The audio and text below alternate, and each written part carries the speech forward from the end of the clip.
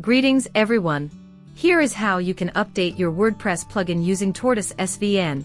Basically, we are trying to update this plugin to version 1.0.7. And we have this updated plugin version. Here in the README is the updated version. And here is the change log, as well as the update notice. Also in the main file, make sure you update the version accordingly.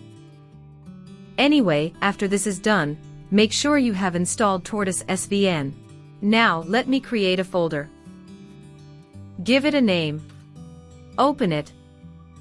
Right-click and you will see Tortoise SVN. Click on Checkout. Add the URL repository. If you go to Development, you will see the SVN repository. Copy this URL and paste it here. This is the folder where it will download. And click OK. So this will download all the plugin files. We will download assets, tags, and trunk. All files have been downloaded. Click OK. Go to tags. Now we need to add the updated version to it by creating another folder. Anyway, here is the updated plugin. Copy everything. And here are all the updated codes. Paste them into the tags folder. Now rename it to version 1.0.7 as per your version. Now go to the trunk. I will delete all these files.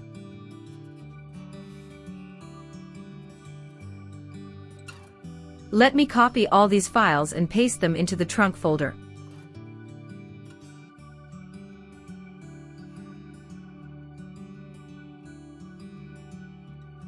So this is done. Now go back. First, upload the tags. Right-click, choose Tortoise SVN, and click on Commit. Write the update notices. You might be prompted to enter your WordPress.org login details. Since we are already logged in, we didn't have to re-enter them. Now select all. Make sure everything is selected and click OK.